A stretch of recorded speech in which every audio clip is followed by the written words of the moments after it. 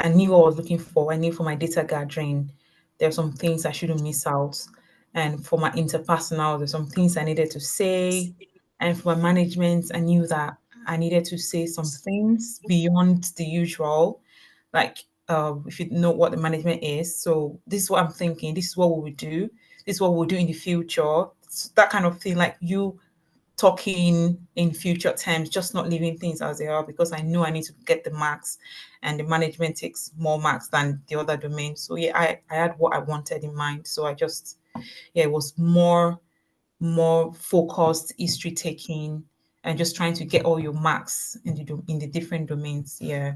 So, what are the misconception you might had in the first attempt that you had to break?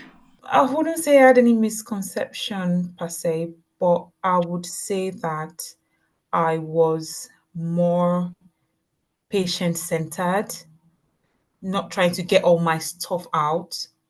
And if I want to give you extra information, I will ask, would you like me to tell you what we'll do if things come out this way? And not try to, push everything. But I was more patient centered and not trying to get all my stuff out. So, how did you structure your consultation, Temi? Well, I had the tutorial with you, so the I had a number of sessions with you. So I just did everything we did at tutorials and just the buckets, the bucket things, the data gathering and the PSO, everything. So that was what I did. Yeah, basically. So you follow the structure we've got in the blueprint, as in the three buckets: Yes. so idea, concern, expectation, biomedical, and then psychosocial, situation, occupation. Going into the clinical management, were there anything in particular that you found really useful that you did?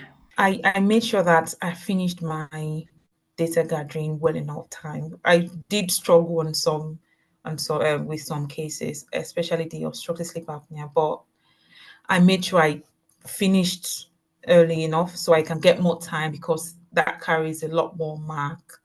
And yeah, that's what I did. Yeah. How did you grow your confidence as you were preparing? I would say with each sessions, my first session was rubbish. I felt really, but with each session, my confidence was building up. If you remember, you're asking me, so what's your confidence now?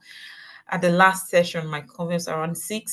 So but during the exam, after my first case, I'm like, oh, okay, I can actually do this. So as I moved on, I'm like, oh, not too bad. So I felt like, oh, you can do this, you can do this. So yeah, I would say my confidence was like 9 during the exam itself, but it was a gradual build up over my sessions. Yeah. So one of the problems we had was the fact that you're getting very tense and anxious. When that happened, you were not able to perform well. So how did you manage that exam anxiety? I was really anxious before the exam. I was, well, it was better this time around. My first exam, I was really, really anxious. I take some medications, but this time around, like, no need. Yeah, but this time I was able to manage my anxiety because I've been through this. So I knew the ropes, I knew what to do. So it was not too bad. But before the day, I was really scared I was going to fail this again. So, but during the exam itself, I knew that if you get really anxious, you're going to mess up, and then you start worrying about the next one, and you're not able to read and form your battle plan. So yeah, I managed my anxiety pretty well this time around. That's great. So going into the 3 minutes reading time, how did you prime your case? So for the very vague ones, for like a 16-year-old girl, 16 years old, I'm like, this could be mental health, it could be contraception. So I would just map out. So as soon as she starts talking, and I would just clean the ones that I don't want to use, then I'll just focus. So basically, I could tell from for most of the cases, I could tell what they want me to do.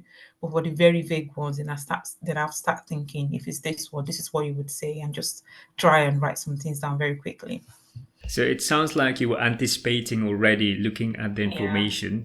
So that's really good way of doing it. Are you feeling unsure about the SCA? Maybe you don't know what to do, or you don't know whether you're doing the right thing. If you'd like to get a free copy of the SCA blueprint, click the link down in the description below to get access to the SCA blueprint that GB trainees have already used and passed the SCA exam. It's completely free. Just click the link down in the description below to get access to it. When it came to the uncertainty, what were the things that you found were helpful to manage uncertainty? For the uncertainty, which I think might be due to actor's error. She gave me the wrong scripts, and we were not going anywhere. So I had to tell her, "Can we come in? We have to come in to see you because I can't just wave your symptoms away. But there's something wrong with you." So there was one very uncertainties related station where I asked her to come in straight away today so I can examine you. If you found this video useful, then I'm sure you're going to get a lot from watching this video. Click the video to watch it. Take care everybody. Bye bye.